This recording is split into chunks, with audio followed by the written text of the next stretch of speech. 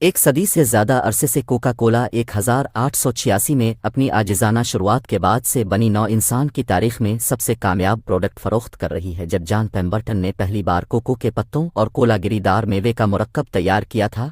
Coca Cola نے ایک قابل ذکر تبدیلی سے گزر کر سب سے بڑی اور دنیا کا سب سے جانا پہچانا برانڈ۔ لیکن یہ کیسے ہوا کہ بوتل بند سوڈا فروخت کرنے والی کمپنی وقت کی کسوٹی پر کھڑی ہو گئی اور دنیا بھر میں اربوں لوگوں کی زندگیوں میں دراندازی کرنے میں کامیاب ہو گئی؟ اور اس سے بھی اہم بات ہے کہ ان کی زبردست مہنگی مارکیٹنگ مہمات کے پیچھے کیا راز ہے؟ ہم نے تحقیق کی آپ کے لیے، تو کیوں نہ آپ کوک کی بوتل پکڑیں اور اس ویڈیو کو دیکھ کر ان سوالوں کے دلچسپ جوابات دریافت کریں۔ خوش آمدید کہنے کے لیے اس وقت زمین پر بہت کم لوگ چل رہے ہیں جنہوں نے کبھی کوکا کا بہت جانا پہچانا اور پرانی ذائقہ نہیں چکھا۔ کولا در حقیقت یہ حیران کن نہیں ہے جب آپ کو معلوم ہوتا ہے کہ دنیا بھر میں ہر ایک دن کوک کی 2 بلین بوتلیں یقین فروخت ہو رہی ہیں۔ یہ سب ایک اجارہ داری کی طرح لگتا ہے، اور اس کی وجہ یہ ہے کہ کوکا کولا ایک عالمی رہنما ہے۔ غیر الکوہل مشروبات کی صنعت میں یہ کمپنی دنیا کی سب سے بڑی بیوریج کمپنی ہے، جو 500 سے زیادہ متنوع soft drinks, fruit juice, sports drinks اور دیگر مشروبات اور 200 سے زیادہ ممالک کی مالک ہے۔ اور آپ اس کمپنی کو اس کی سب سے مشہور کمپنی سے جانتے ہوں گے۔ کوک، ڈائٹ کوک، فانٹا، سپرائٹ، پاوریڈ اور دیسانی جیسے برانڈز اب اس میں سر فہرست ہیں۔ گزشتہ برسوں کے دوران کمپنی نے ہزاروں ماڈلرز، ڈسٹریبیوٹرز، خوردہ فروشوں اور تھوک فروشوں کے ساتھ شراکت داری کی ہے تاکہ کمپنی کی مصنوعات کو صارفین تک پہنچانے میں مدد کی جا سکے۔ یہ کہنا محفوظ ہے کہ جب سے یہ باصلاحیت پروڈکٹ تخلیق کی گئی تھی 139 برسوں پہلے، برانڈ نے بہت ترقی کی ہے، جو کہ ایک چھوٹی سی بات ہے، لیکن جو چیز بہت سارے لوگوں کے لیے سر اٹھاتی ہے وہ یہ ہے کہ کوکا کولا کس طرح وقت کی کسوٹی پر پورا اترنے میں کامیاب رہا اور آج تک متعلقہ ہے۔ حالانکہ جواب تھوڑا پیچیدہ ہے اور کر سکتا ہے کبھی بھی ایک ویڈیو میں فٹ نہیں ہوتا، لیکن عمومی جواب یہ ہے کہ یہ ذہین اور ڈیٹا سے چلنے والی مارکیٹنگ مہمات ہیں۔ لہٰذا مشروبات کی صنعت ایک بے رحم اور مسابقتی مارکیٹ ہے، خاص طور پر گلوبلائزڈ تناظر میں، اور اس کی وجہ سے کوکا کولا جیسے عالمی برانڈز کو لاکھوں ڈالر خرچ کرنے پڑتے ہیں۔ ملٹی چینل مارکیٹنگ کی مہمات منحنی خطوط سے آگے رہنے کے لیے، اس کا مطلب ہے کہ اگر کوکا کولا مسلسل تشہیر نہیں کرتا ہے تو وہ پیپسی جیسے دیگر حریفوں کے لیے عالمی حصہ داری کھو دے گا، اور یہ تیزی سے اہم ہو گیا ہے کیونکہ صارفین صحت کے خدشات کی وجہ سے شکر والے مشروبات سے منہ موڑ رہے ہیں۔ سافٹ ڈرنک چھوڑنا برانڈ صارفین کے سامنے رہنے کے لیے اپنی تخلیقی صلاحیتوں کو وسعت دینے کے لیے در حقیقت سوڈا انڈسٹری میں عالمی جوگرناٹس متعلقہ اور مسابقتی رہنے کے لیے ہر سال اشتہاری مہموں پر اربوں خرچ کرتے ہیں اور کوئی غلطی نہیں کرتے۔ ٹھیک ہے، یہ ان کے منافع کا ایک بہت بڑا فیصد ہے۔ کوکا کولا نے پچھلے سال اشتہارات پر تقریباً 4.7 بلین ڈالر خرچ کیے، جو کہ اس کے کل 43 بلین ڈالر کے منافع کا تقریباً 9% بنتا ہے، اور یہ بہت زیادہ ہے۔ لیکن یہ بڑا بجٹ اور عالمی مارکیٹنگ کی حکمت عملی کا نفاذ کوکا کولا کے ذریعے مسابقتی فائدہ حاصل کرنے کی اجازت دیتا ہے۔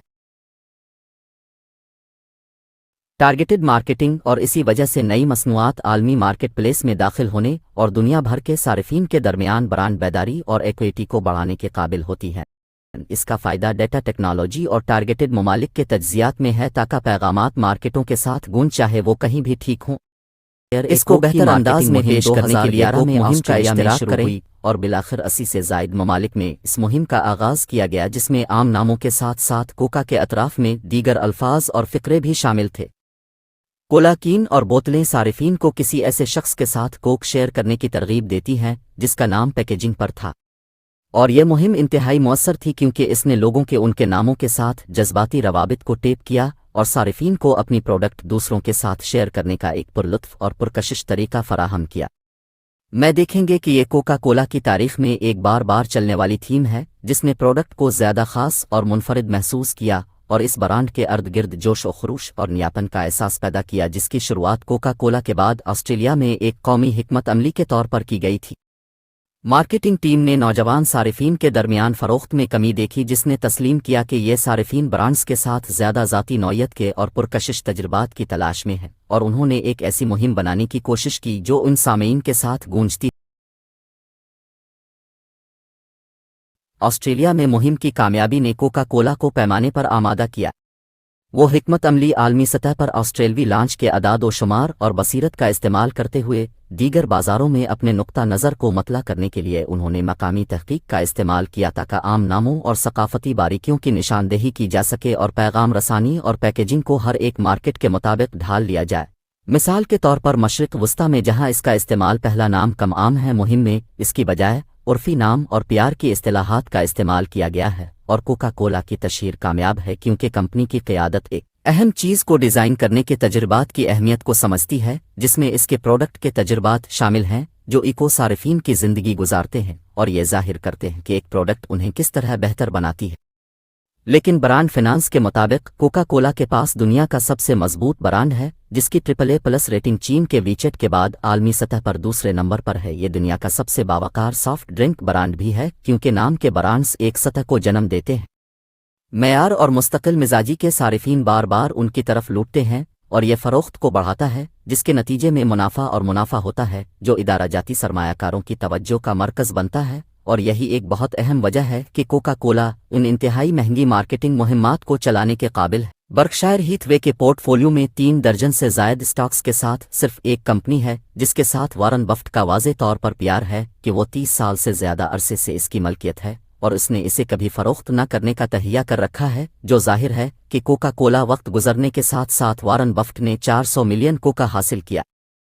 کولا کے حصص کی مالیت $23.7 بلین ہے، جو کہ ان کے پورے ایکویٹی پورٹ فولیو کا 6.92 ہے، جو 5ویں سب سے بڑی ہولڈنگ برکشائر ہیتھ وے کے پاس شاندار کوکا کولا اسٹاک کے 9.19 حصص کا مالک ہے، جس کی پہلی کوکا کولا تجارت میں ہوئی تھی۔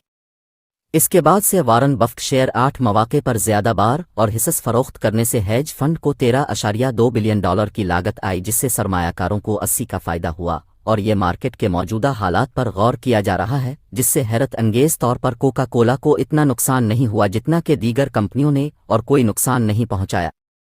غلطی جو کہ حادثاتی طور پر نہیں ہے، کوکا کولا نے 1920 سے ہر سہ ماہی میں ڈویڈنڈ ادا کیا ہے اور 1963 کے بعد سے ہر سال ادائیگی میں اضافہ کیا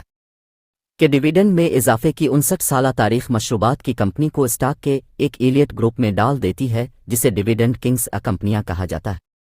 جنہوں نے 50 سال اس سے زیادہ عرصے سے اپنی ادائیگی میں سالانہ اضافہ کیا ہے، اور در حقیقت کوکا کولا جیسا ٹریک ریکارڈ رکھنے والی بہت کم کمپنیاں ہیں، لیکن یہ سب کچھ اس رقم کے بارے میں نہیں ہے کہ کولا برانڈ اس سے کہیں زیادہ ہے کہ یہ کئی دہائیوں کا تجربہ ہے۔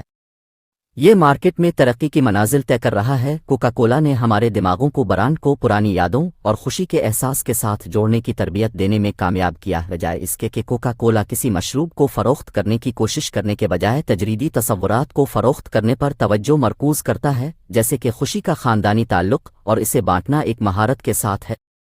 تیار کردہ شناخت برانڈ کا مشہور سرخ اور سفید لوگو، بوتل کے کھلنے کی آواز اور اس میں بلبلوں کی آواز ہمیں ہیریٹیج، ہسٹری اور برانڈ کی کامیابی کی یاد دلاتا